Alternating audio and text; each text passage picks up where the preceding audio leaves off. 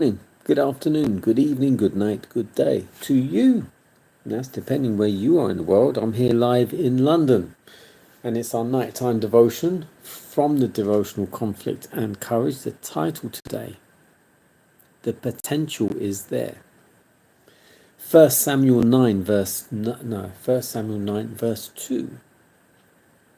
There was not among the children of Israel a goodlier person than he.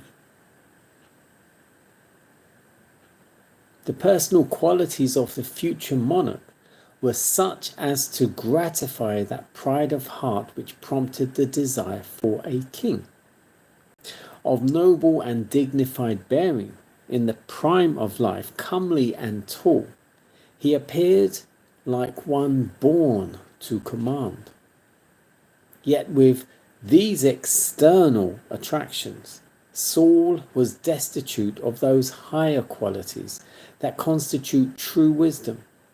He had not in youth learned to control his rash, impetuous passions.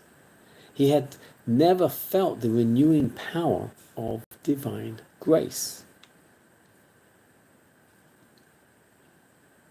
The Lord would not leave Saul to be placed in a position of trust without divine enlightenment. He was to have a new calling, and the Spirit of the Lord came upon him. The effect was that he was changed into a new man. The Lord gave Saul a new spirit, other thoughts, other aims, desires than he had previously had. This enlightenment with the spiritual knowledge of God, placing him on vantage ground, was to bind his will to the will of Jehovah or Yahweh. Saul had a mind and influence capable of governing a kingdom. If his powers had been submitted to the control of God, but the very endowments that qualified him for doing good could be used by Satan when surrendered to his power, and would enable him to exert widespread influence for evil. He could be more sternly vindictive, more injurious, and determined in prosecuting his unholy designs than could others, because of the superior powers of mind and heart that had been given him of God. Should he trust to his own strength and judgment, Saul would move impulsively and would commit grave errors.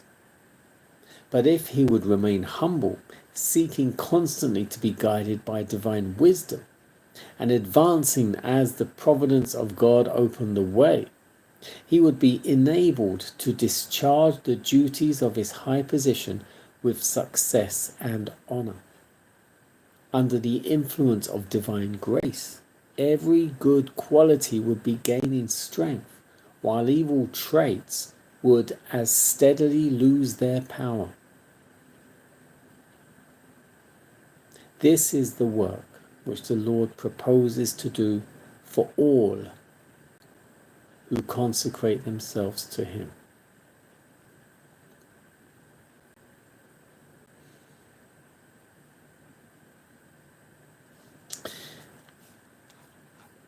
The potential is there.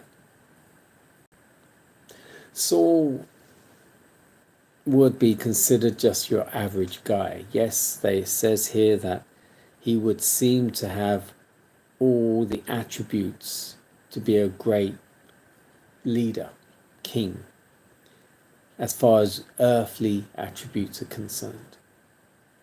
But it also says that he lacked divinity. He lacked meekness, humility. He was destitute, as it says, of those higher qualities that constitute true wisdom.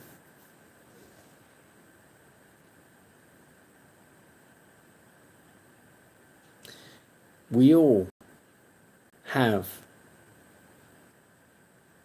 the opportunity to exercise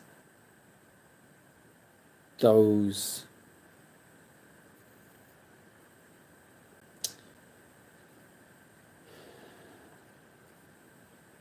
higher qualities that would constitute true wisdom. We all have those opportunities. We all have that. We have that there.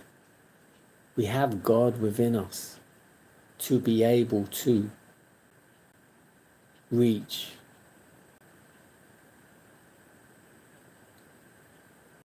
a higher level in spirituality.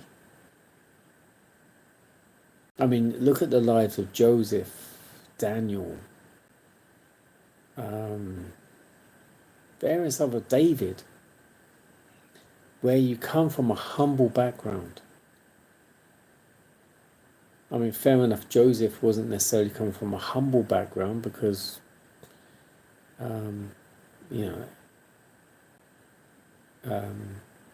Jacob, ended up being quite a rich guy. But the fact is, he was a shepherd boy,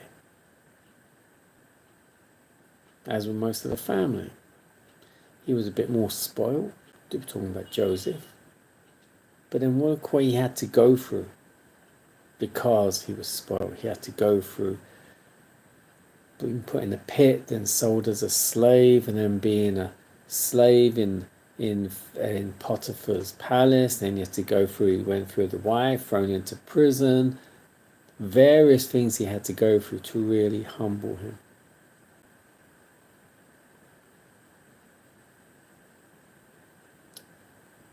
Moses was brought up in Pharaoh's palace, so he was well spoiled. But he had to realize that I am not of this palace. This is not me. This is not my life. He was raised the Hebrew way pretty much by his mother as a young child. So it came to the stage where he had to leave that palace, and he was in the wilderness for 40 years. He left Egypt and was in the wilderness for 40 years before God gave him his calling to go back and free his people. 40 years. Again, much like a shepherd.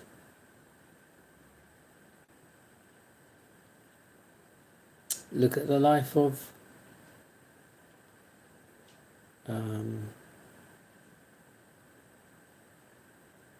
Jacob. Jacob had to leave his home, where they were quite well off. He had to leave his home, and he wandered around until God led him. Very humbling experience.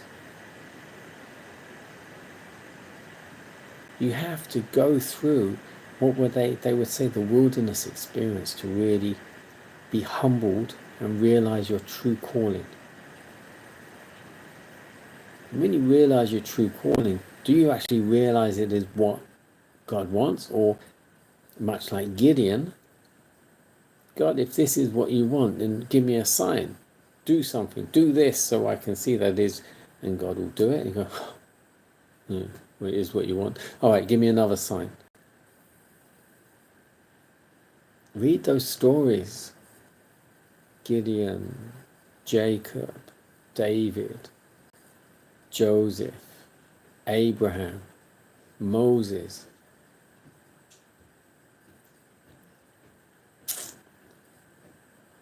It wasn't, they had to submit themselves to God. They had to go through humiliating experiences. Jesus. Humiliating, some very, but it all came out good.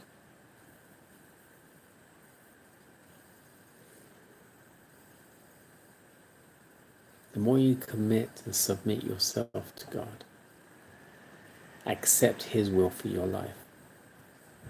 It doesn't mean say you're going to know what you're doing. That is not how it works. It's not what you know what you're doing.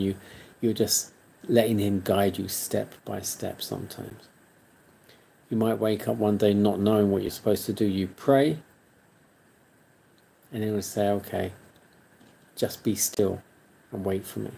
And you just be still. And that could be a few days, that could be a few years. But be still. Saul, going back to our devotion, Saul was full of pride, wouldn't submit. Used to rely on Samuel, but when he didn't like what Samuel said, he would go off and do his own thing. But then, when it didn't go right, he'd go back to Samuel, and Samuel would have to go to God. God would bring him down to ground, and he didn't like it.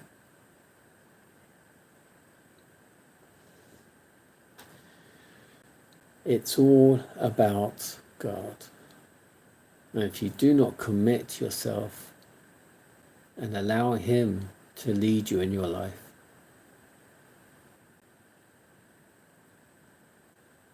it is what life is about. There's no question about that. There's no alternative. It is what life is about, to do his will. If you don't, you'll be lost. You'll be going nowhere. You'll be basically, it's like being materialistic. It's like a treadmill to nowhere. And that is what life is if you are not submitting yourself to God. You're just sitting on this treadmill or this roundabout. You sit on this roundabout going round and round, and you're getting nowhere. And it's nonsensical. There's no sense in this life unless you see what life is about.